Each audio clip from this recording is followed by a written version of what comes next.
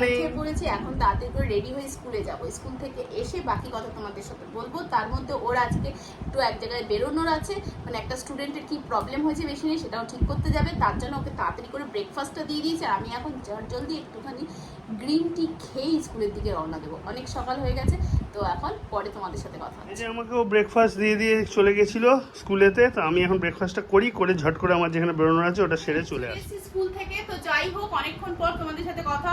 ও এখন অবধি ফেরেনি, তাই ওকে সকালবেলা একটু ভারী খাওয়া দিয়েছি। আমি জানতাম লেট হবে, আর অফিস টাইমও রয়ে গেছে, অফিস টাইমটা পার হয়ে গেছে। ওর ওই জন্য বারবার ফোনও আসছে নাকি, তো বলে এক্ষুনি এসে আজকে হয়তো এমনি সকালবেলায় উঠে ভোরবেলায়, যেহেতু আমিও আজকে সকাল উঠেছি, ও একটু অফিসের কাজ এগিয়ে নিয়েছিল, কিন্তু তাও যা চাপ তো থাকেই সবার, ফোন টোন আসছে নাকি, তো অসুবিধা হচ্ছে। তো বললো তাড়াতাড়ি করে আসছে, আর আধা ঘন্টার মতো লাগবে।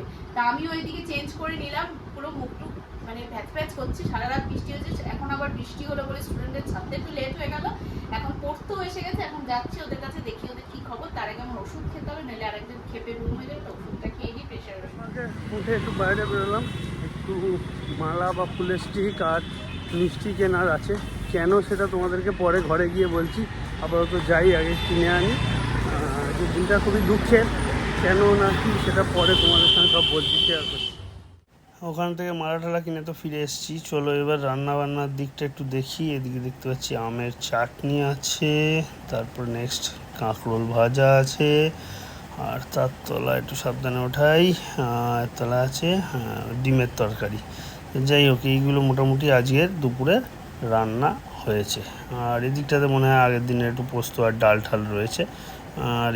আর এখানটাতে আলু মাখা হয়েছে। আচ্ছা, এই কটা রান্না আজকে দুপুরের জন্য হয়েছে।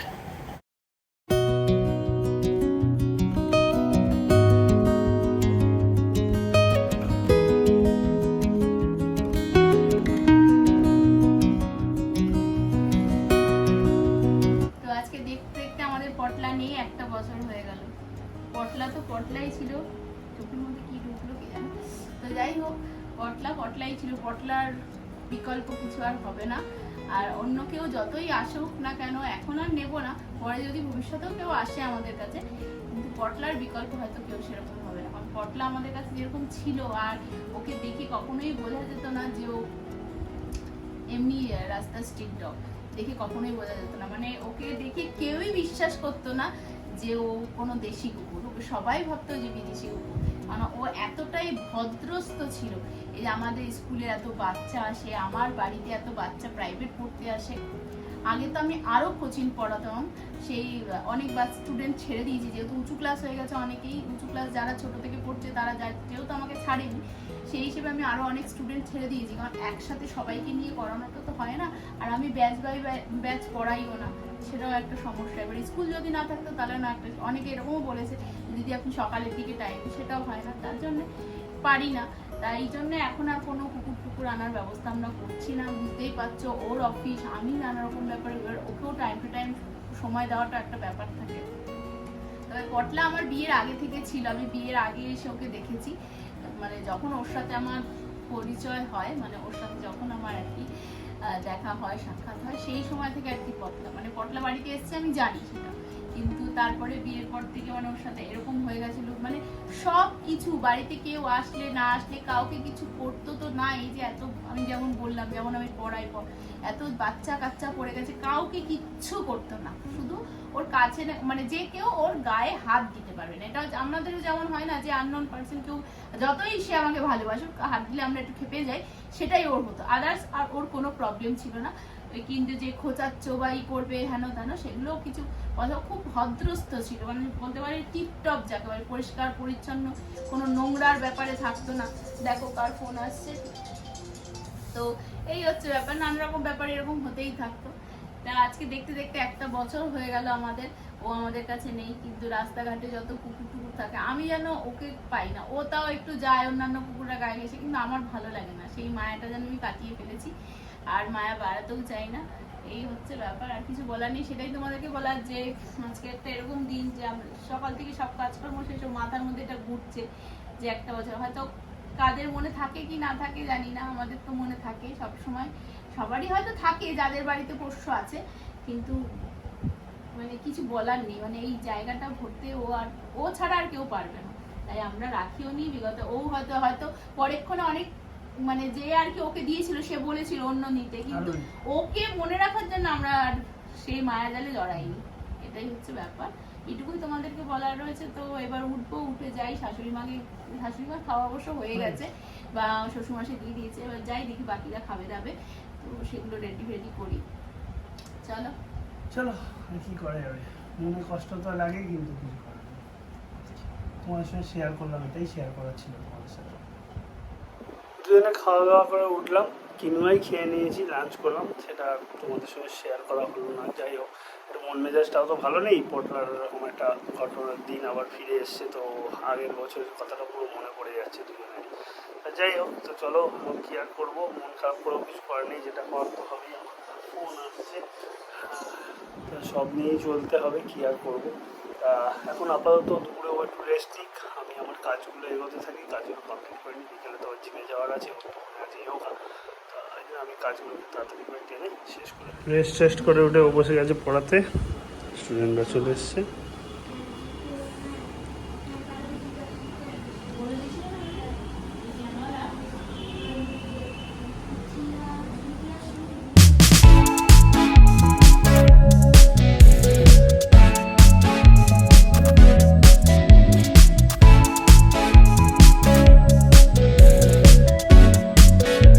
ফাঁকিবাজের দল হয়ে গেছে, দুজন পড়ছে, বাকি দুজনের আসার কথা ছিল। একজনের খাতা জমা দিতে আসার কথা ছিল, একজনের পড়তে আসার কথা ছিল, আসেনি।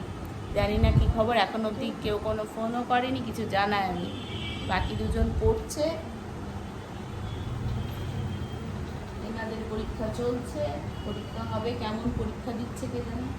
আমার মান সম্মানটা রাখবে নাকি, থাকবে মান সম্মান আমার? জোরে বলে শুনুক সবাই। ওখানে থাকি বলো, বন্ধুরা শুনছে তো, জোরে ওখানে থাকি বলে, আমার দিক থেকে বলে কি হবে?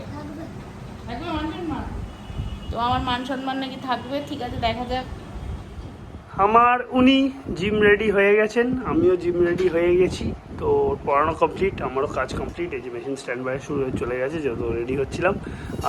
তো যাই আপাতত দুজনের জিমে, ওর তো যোগা আছে, আর আমি আজকে ভাবছি ব্যাক আর অ্যাপস করবো। অ্যাপসটা আমি এখন ডেলি রুটিনে ফেলবো, ডেলি অ্যাপস করবো, আর তার সাথে একটা করে কোনো এক্সারসাইজ ভালোভাবে করবো, সেটাই আমার ডিসিশান।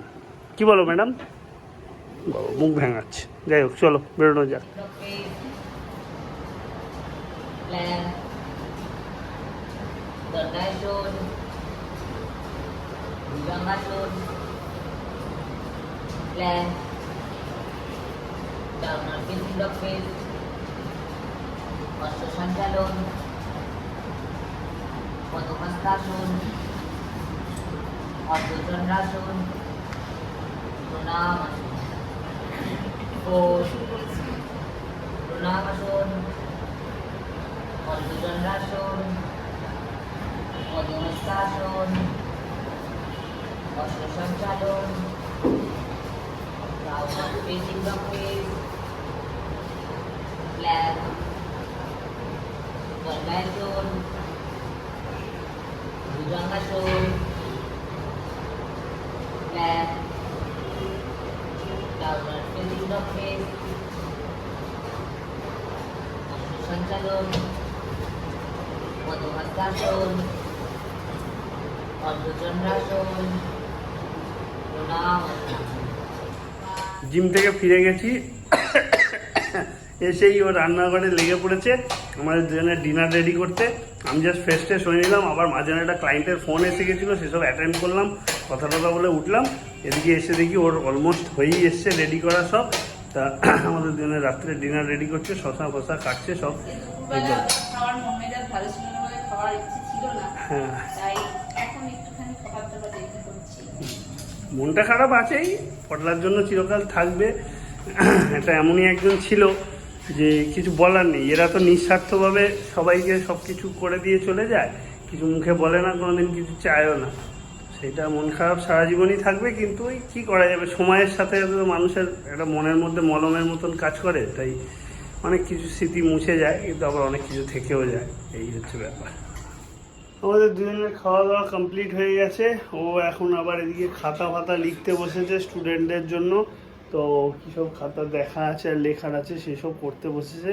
তো যাই হোক, চলো আজকের মতন tata, bye bye, good night. কাল তোমাদের সঙ্গে নতুন ব্লগে নতুনভাবে দেখা হবে। দেখা যাক কালকের দিনটা কীরকম কী কাটে। বর্ষা আমি কি ওয়েদার, বন্ধুদের সাথে কথা বলবো না? অবশ্যই বলবে, বলো, কেন বলবে না, বলো কাজ বলো। করছি বলে কি আমাকে হেয় করছো? না, তোমার কেন হেয় করবো, বলো, তুমি বলতেই পারো। আমাকে খাইয়ে দাইয়ে দিয়ে আমি বসলাম।